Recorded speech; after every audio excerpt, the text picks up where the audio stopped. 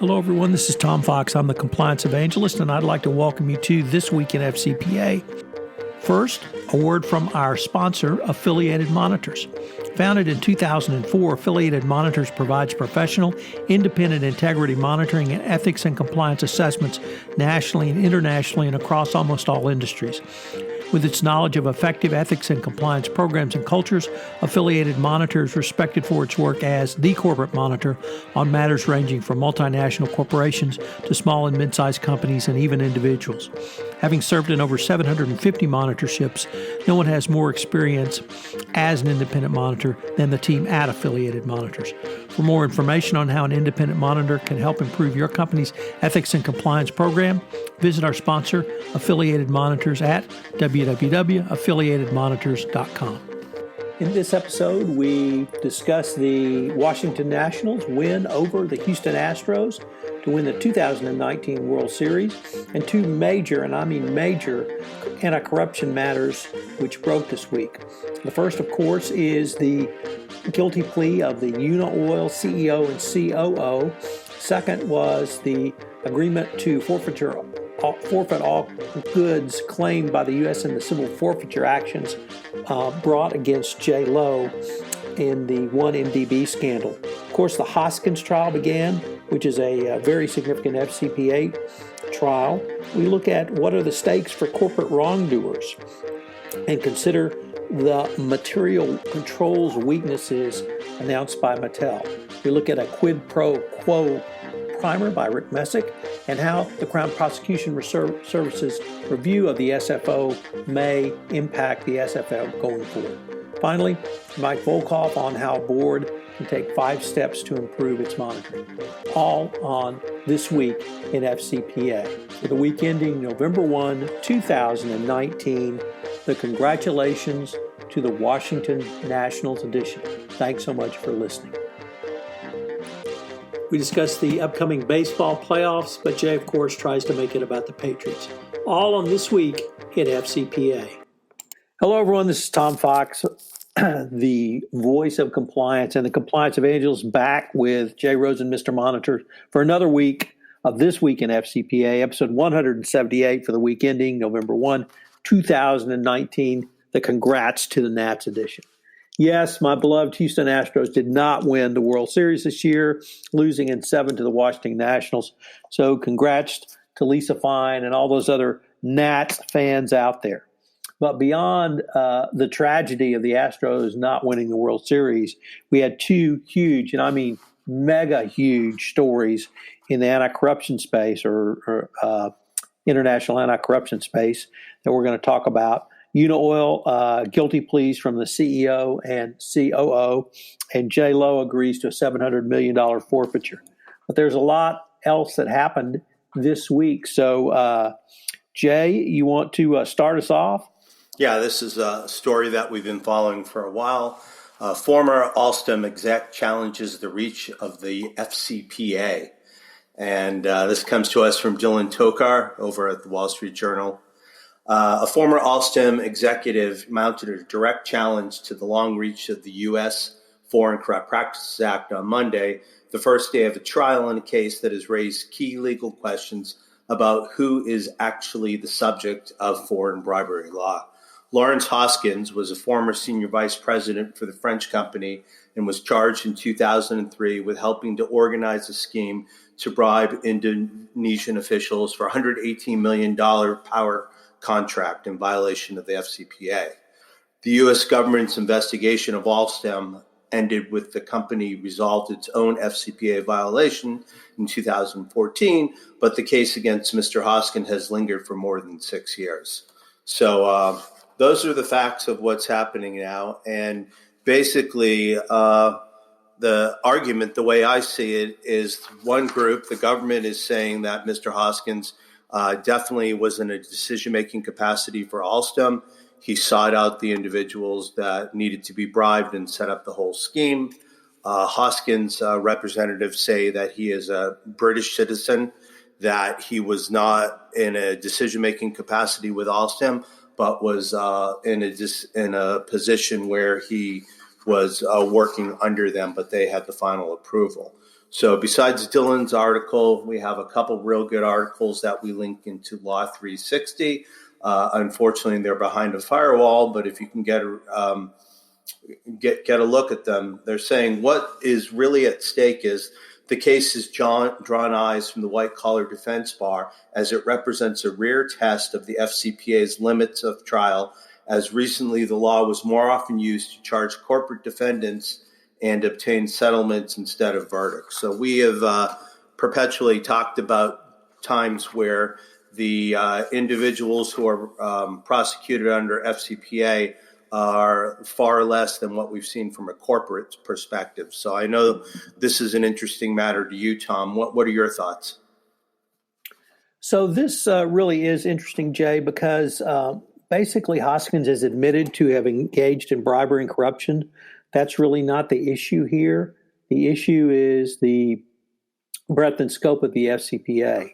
And frankly, if foreign subsidiaries of U.S. companies can engage in bribery and corruption at will, then the FCPA is pretty much eviscerated. So this is, I think, a critical case. His claims that others above him approved the bribery and corruption, unfortunately, I don't think that's going to get him there, because somebody above you approved your illegal act, whether they did it implicitly, explicitly, or with a nod and a wink, I think that's not going to inure to his benefit. The defense started out, I think, their opening statement with "Why are we here?" and that's going to be their theme throughout this case, that he never set foot in the United States. Allegedly, money didn't go through the United States. There was no communication through the United States. And they're going to try to convince the jury that under the facts that the government has to prove to create the agency relationship here and thereby U.S. jurisdiction, that they simply don't exist. And as long as they keep hammering on that, they have a chance. But the reality here is he's admitted to bribery and corruption in prior statements, and now he's just got this kind of jurisdictional claim.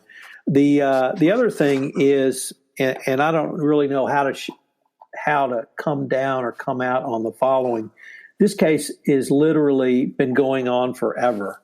We've got bribery allegations that are 15 to 20 years old. We have an investigation that is 10 to 12 years old. We have charges against the defendant that are 6 or 7 years old. And talk about a life disruption. How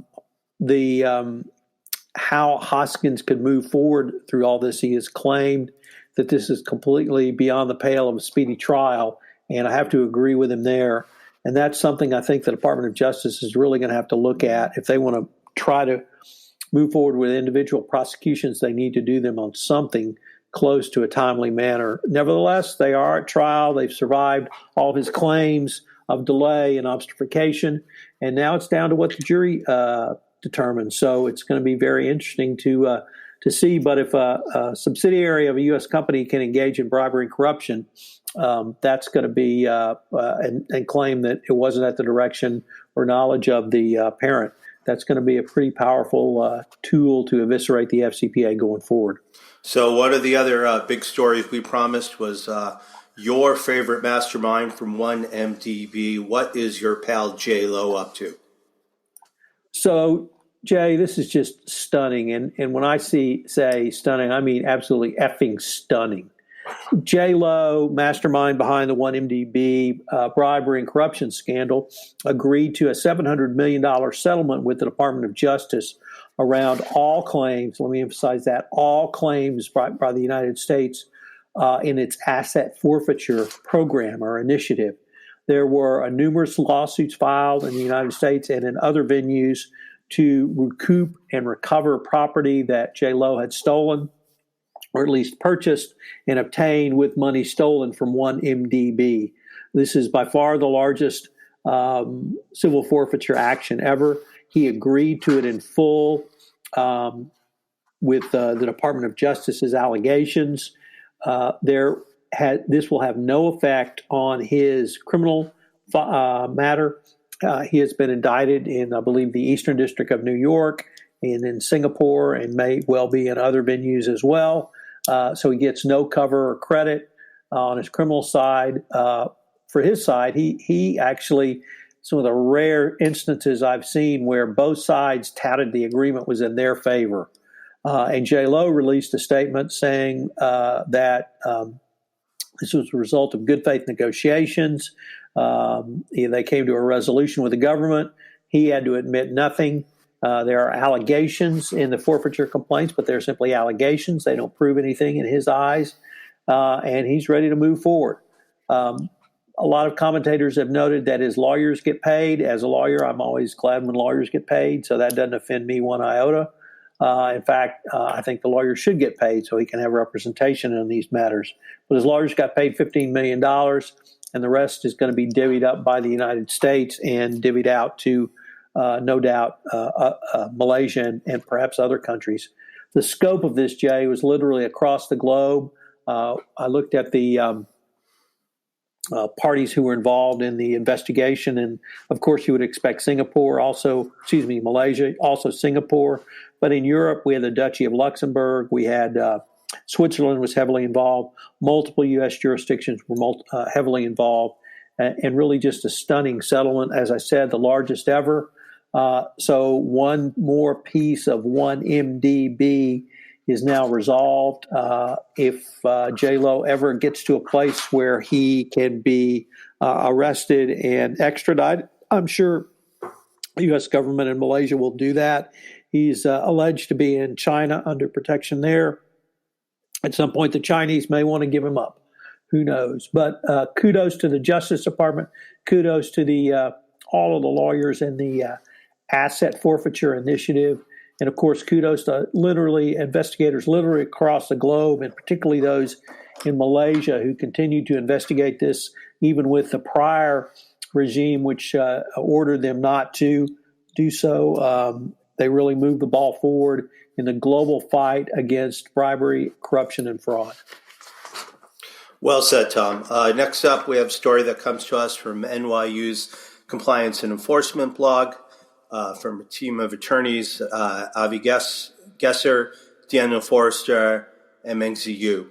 The NYAG Dunkin' Donuts cyber case, one more sign that the days of stick for cybersecurity enforcement may be around the corner. Over the last few years, the creation of new cybersecurity regulations has been robust, but actual enforcement has been tepid. There is considerable uncertainty on the part of regulators as what is required. In addition, companies that experience data breaches are often victims of a crime. There are several explanations for this development. First, there is a sense among regulators that companies have now had sufficient time and warning to understand what reasonable cybersecurity measures look like. Second, successful attacks are putting significant funds in the hands of cybercriminals, which not only incentivize more attacks, but also allow criminals to invest in better tools. Third, there's a growing consensus as to which security measures are essential to protecting confidential data of employees, customers, and partners. And finally, after conducting cybersecurity exams of hundreds of companies and investigating dozens of breaches, regulators are better able to differentiate between A, companies that made reasonable efforts to protect their data but nonetheless were breached, and B, companies that fell far below the reasonable standard in their preparation. As we've discussed here in this blog before, the New York SHIELD Act, which includes substantive cybersecurity requirements, came into effect on October 23rd. And they take a brief look in this article of the Dunkin' Donuts case, where there were customers' debit cards which had stored value, and they were repeatedly attacked. The Dunkin' case serves as a reminder to companies of ways they can reduce cybersecurity enforcement risk, including avoiding overly positive and unqualified statements of privacy, developing a realistic incident response plan, conducting regular assessments, remediating vulnerabilities, complying with breaches, and ensuring the accuracy. But the Dunkin' Donuts case is also a sign that even in the absence of cybersecurity-specific regulations, with growing political and consumer pressure to do more to protect personal data, cybersecurity appears to be on the rise. Right. So I guess the message I got from that piece, Jay, was we've all known about the cybersecurity requirements and what goes into a cyber security program, and now the regulators are going to start assessing fines and penalties when those programs are breached. So begin to see more of the stick and less of the carrot. So next up, Tom, the DOJ clarifies stakes for corporate wrongdoers. What's Dan Portnoy writing about? So Dan Portnoy writes over on Sarah Croft's blog, The Grand Jury Target, and he took a look at the DOJ announcement earlier, or I guess last month. Now it's November 1, which rolled out a new memo or a memo detailing policies for corporations settling charges that they are unable to pay. And this was from Brian Benchkowski, the AAG. And what we saw is in the memo, Jay, was a codification of informal practices that the Department of Justice had around payment of fines and penalties. There had been instances in the past where companies had been given credit or reduced fines and penalties for their inability to pay, but it wasn't quite clear what the standard was. So this memo made clear its standard is an 11-item questionnaire, which is thorough and details specifically what the department's looking for. The memo lays out the most relevant factors in assessing a corporation's ability to pay. There include background on current financial conditions, alternative sources of capital available to the company, collateral consequences, which include not only staying in business, but paying retirees' pensions and the like. And then finally, victim restitution considerations. The memo itself, I think, is very useful, very welcome. Dan's article points out that this adds another layer of discretion to prosecutors to reduce criminal fines, but that it only comes into play after a settlement of all charges and the calculation of full criminal fine under law. So companies can't come in begging poor ability or inability to pay and somehow get their penalty reduced.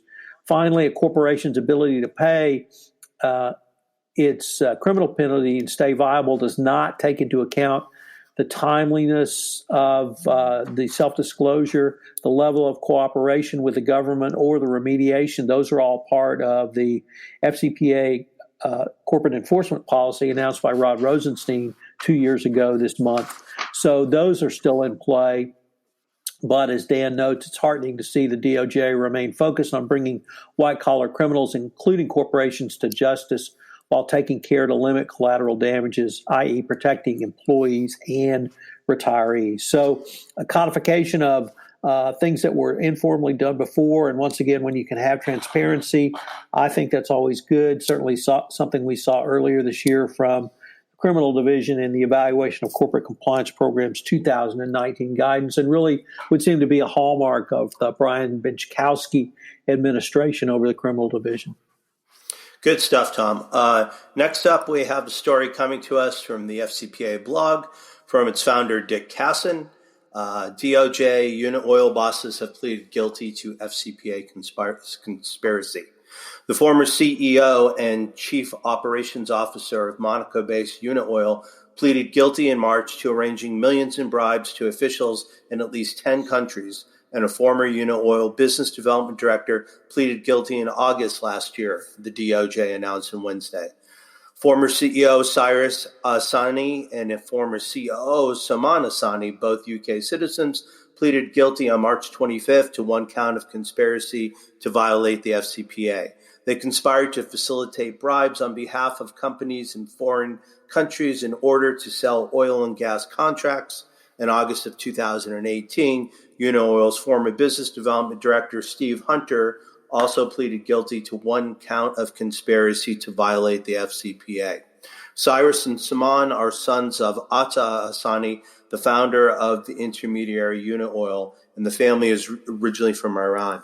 The offenses occurred from 1999 to 2016 and involved multiple companies and individuals as co-conspirators, the DOJ said. They further said that Cyrus and Salman Asani laundered the proceeds of their bribery scheme in order to promote and conceal the schemes and to cause destruction of evidence in order to obstruct investigations. In June this year, a former Unaoil client, Technique FMC, paid the DOJ $296 million for FCPA violations in Brazil and Iraq, and the firm also paid the SEC $5 million. Another Unaoil client, Netherlands-based SBM Offshore, paid a criminal penalty of $238 million in late 2017 to resolve offenses in Brazil, Angola, Equatorial Guinea, Kazakhstan, and Iraq. So, another scoop broken by FCPA blog and Dick Cassin, and justice marches on. So, Jay, this is the other just major, mega, huge event that occurred this week. Unaoil may be, if not one of the biggest FCPA scandals, literally, for a long, long time. I don't know what the fine and penalty is going to be. Unaoil doesn't exist anymore, at least not in the form it was. But look at just some of these numbers. The offenses occurred from 1999 to 2016. 1999 may be a different era, certainly a party like it's 1999 with Prince when he was with us, but 2016 it's very different. Everyone knew about FCPA enforcement, and for companies to continue to engage Unaoil and engage in bribery and corruption as late as 2016 obviously speaks to a very, very bad culture of compliance, culture of following the law, and culture of not paying bribes and engaging in corruption. The breadth and scope of government officials, once again, let me just read the list: Algeria, Angola, Azerbaijan, the Democratic Republic of Congo, Iran, Iraq, Kazakhstan, Libya, Syria.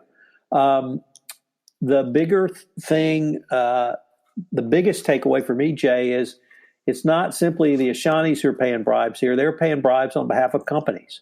So every one of those countries I named, every one of those countries you named, there was a company attached to payment of that bribe. I hope they have not only investigated the allegations that involving the conduct of Unaoil and the Ashanis, but they have self-disclosed to the Department of Justice, because you better believe the Department of Justice knows about them. The significance of the guilty pleas being taken in March and not released until October cannot be underestimated or understated. That means that the department did not want this information out because of the continued cooperation of the Ashanis. And obviously they're playing for their probably lives in terms of not a death penalty, but certainly lengthy prison sentences. So they are very well motivated to cooperate, and by pleading out over 6 months ago, before these pleas became public, it really communicates to me that they are significantly communicating with the Department of Justice, and every one of those companies that retain them needs to be scrubbing that as furiously as they can and getting in front of this and getting in front of the DOJ, although it may be too late at this point. I'm sure the DOJ has the full customer list of Unaoil, as well as the Serious Fraud Office and probably other regulators in Brazil and other countries across the globe. So this, I think, could be one of the biggest scandals ever, if not around the money, certainly around the number of companies that were engaged in bribery and corruption through Unaoil going forward. So next up, Tom, we just celebrated Halloween yesterday, so that means Thanksgiving and Christmas are right around the corner. Why don't you tell us about what's happening with one of my Southern California companies based in Hawthorne, the Mattel company. What does Jaclyn Jaeger from Compliance Week have to tell us? Jay, Mattel is in a world of hurt, and they had a whistleblower who raised an issue about an income tax expense that was understated by $109 million in the third quarter of 2017, and then again in the fourth quarter of 2017. Mattel investigated this and determined that the whistleblower's allegations were valid and that there were material weaknesses in the company's financial statements. They have not yet announced a restatement, but I'm pretty sure that's coming.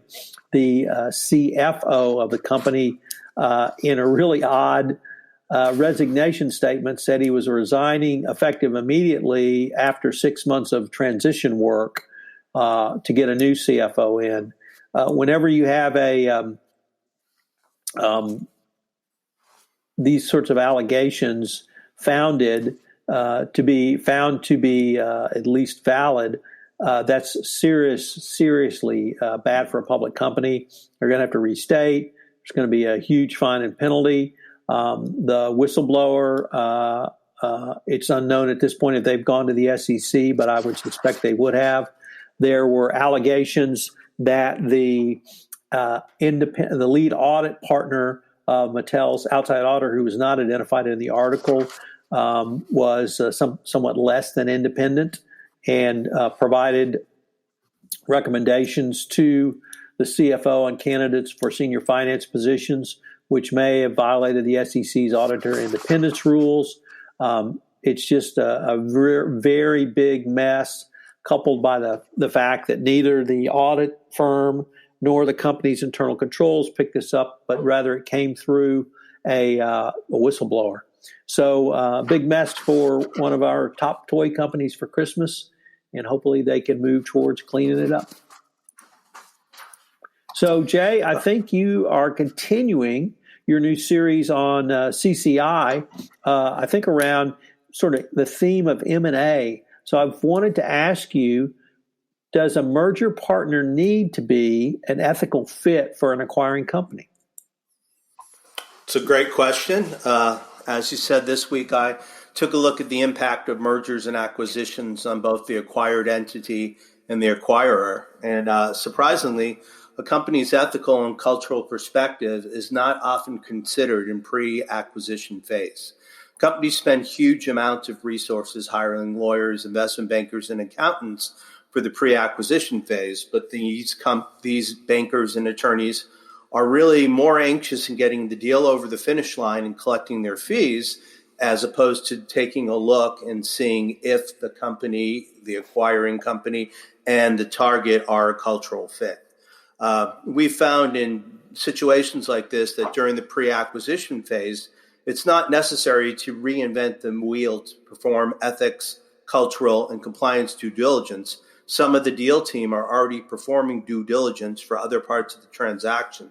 The question is are they looking at it through the correct lens? Or are they just not looking at it at all? Are they looking at the robustness of revenues that come from the revenue stream?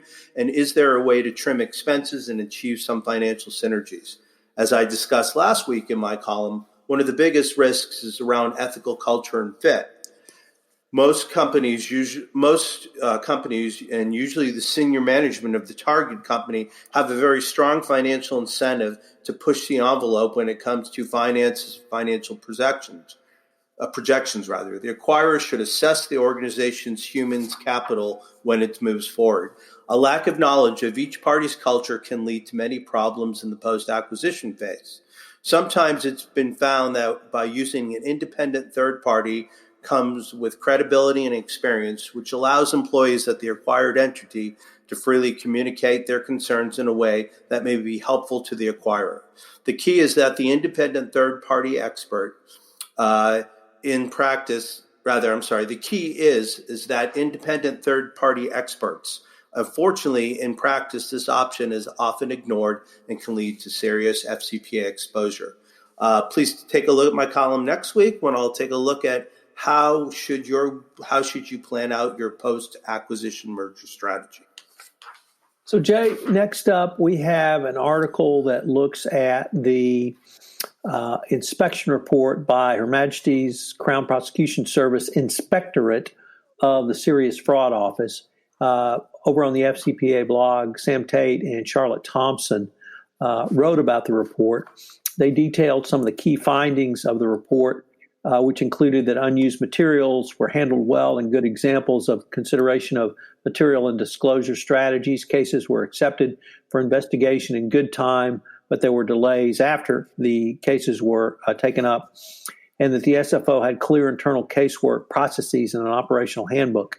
I was a little disheartened by this article because it said, quote, as a result of the findings, the Crown Prosecution Service, Inspectorate made 7 recommendations.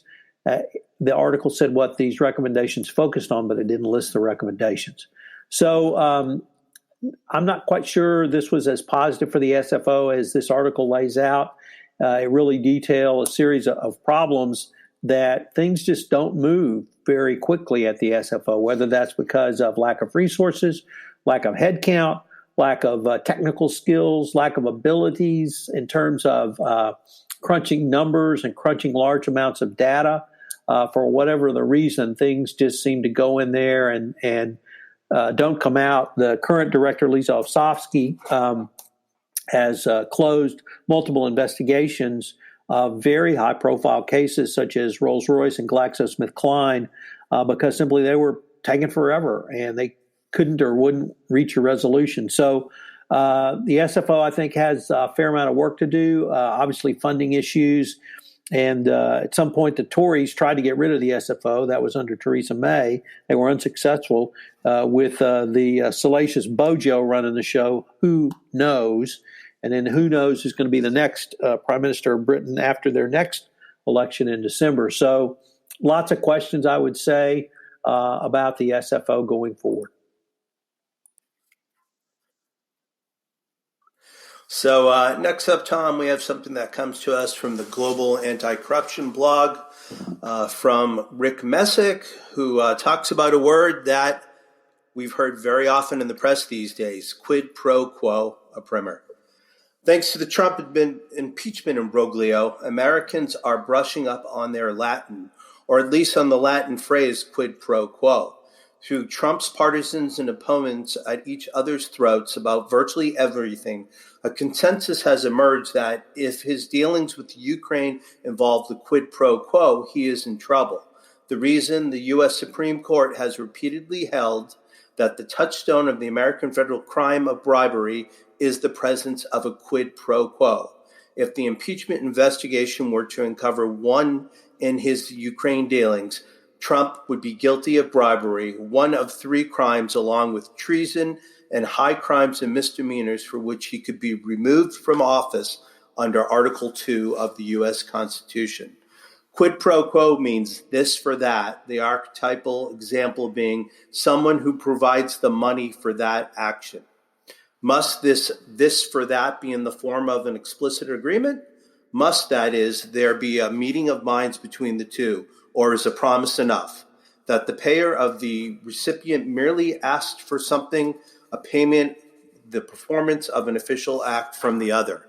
So in this article, I'm going to allow you to read it. The primer takes a look at why quid pro quo is a promise enough, and then talking about 3 different examples.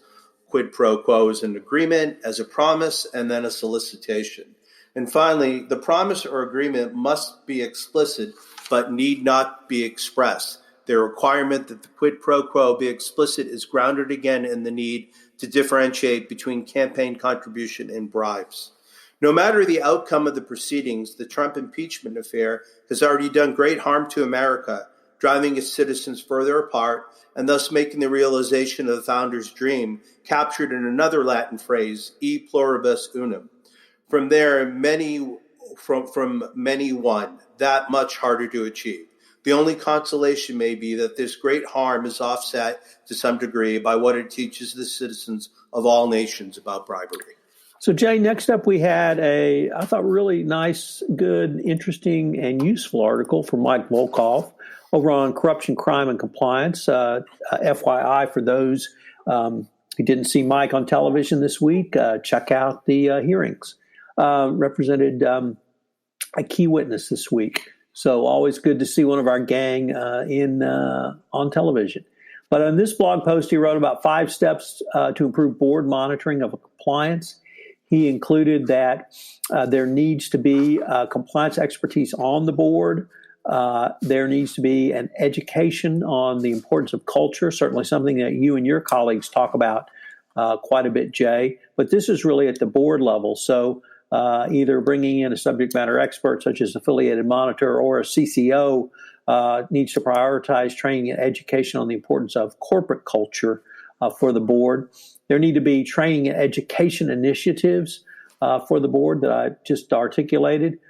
Compliance dashboards, something that the board can take a look at and see if there are any changes, if there are anomalies, if there are red flags, if things are too high or too low, but a way for a board to take a quick kind of snapshot and be able to have that snapshot over multiple board meetings or time periods. And then finally, never forget the personal relationship. CCOs need to establish a personal relationship with key board members. Obviously, the chairman of the compliance committee, if you have one, or chairman of the audit committee, who may be responsible for the oversight of compliance, are key relationships. I once asked Billy Jacobson what he did to establish, he was the CCO at Weatherford who got them through their huge FCPA and Broglio, and I asked him how did he establish relationships, and he said never denigrate the power of a cup of coffee or a cup of tea. So think about that. If you're a CCO, do you know your board members? Do you know the head of the audit committee or the head of the compliance committee? And check out Mike's article. We, of course, link to it in the show notes. So, Tom, you had another stellar week of guests on your podcast, on the Compliance Podcast Network, and then you have a 5-part series coming up next week. Can you tell us who you spoke to? So had some great podcasts this week. It started off Monday with Steve Lockchey of Cadwalader, Wickersham and Taft on just an incredible, and let me emphasize the word incredible, resource to the kind of financial services community, including the corruption community, i.e. FCPA, called the Cadwalader Cabinet. It's a daily compendium that's literally just stunning in its breadth and scope, so check it out. On innovation and compliance, I interviewed Christian Perez Font, who founded Thinkeen, Thinkeen law firm. It's a law firm that focuses on data and compliance. So you should check that out. It's a really innovative law firm. And if you're a CCO, you need to give them a look. Great Women in Compliance this week. Mary Shirley begins a 2-part episode with Michelle Shapiro, who's been in private practice in white-collar defense, and she talks about that. Thursday, really for fun, Jay, I reposted my top podcast of all time, which stunningly is Branding Lessons from Count Dracula. I've had over, I think, 25,000 downloads of that podcast. So I thought it was an appropriate Halloween posting. We, as in Tom and Jay, took a look at Star Trek The Wrath of Khan, which posted last week after we recorded This Week in FCPA. So if you're a lover of all things Star Trek movies and The Wrath of Khan, it's the one for you. On the Sunday book review, I took a look at 4 recent offerings from the University of North Carolina Press that I thought were interesting for the compliance practitioner. And next week, Ronnie Feldman and I sat down for a 5-part series on creative things you can do to celebrate Compliance Week 19.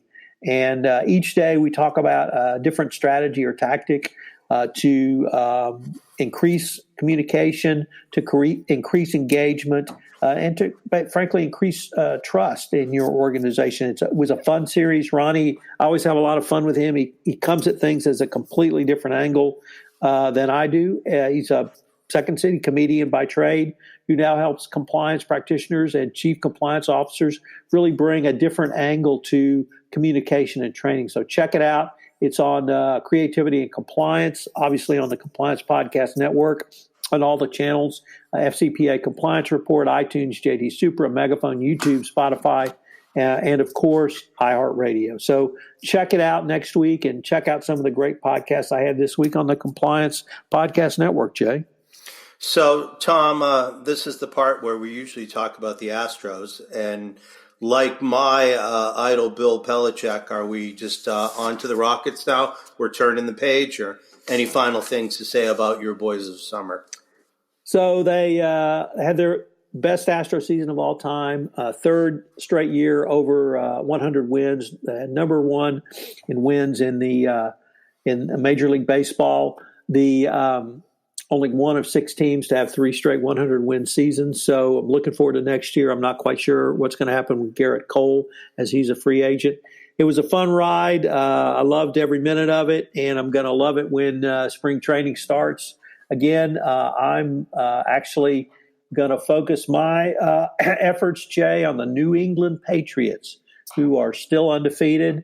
And I'm going to see if they can run the table this year. If they can run the table with a 42-year-old quarterback, maybe you and I need to let our respective teams know that we are available, and there may be a place for us. So lots of sports out there, and I'm gonna focus on the NFL for a little bit. All right. Well, it's good that we're going to have our attention focused on the same team. If you're just crawling back into the Tom Brady world, he sold his house very close to the stadium, and his personal trainer, Alex Guerrero, also sold his house in the Boston area. That has led to speculation that with Tom Brady being a free agent at the end of the year, that he will no longer be a New England Patriot, which I scoff at. But the pundits are saying that maybe Brady and Guerrero come to California and relocate themselves with the San Diego, soon-to-be Los Angeles Chargers. So that's the palace intrigue that's happening in Foxborough. So I just wanted to bring you up to speed. Jay, just having moved, I could certainly just say, sometimes wives just want to move. And when a wife wants to move, you move, as you well know. So I don't read too much into that either. But he's Tom Brady. He's the greatest quarterback of all time, and he's earned the right to do what he wants. So I think if we saw Jimmy G, who had a great night last night against the Arizona Cardinals, and we had the apprentice going up against the mentor, and if they both finished 16-0, that would be a pretty cool World Series. Not a World Series, Super Bowl. Sorry about that. So on behalf of Tom Fox, the compliance evangelist, and myself, Jay Rosen, Mr. Monitor, we'd like to thank you for joining us for This Week in FCPA, episode 178 for the week ending November 1st, 2019. The Lisa Fine Congrats to the Nats edition. Thanks for joining us, and have a wonderful weekend.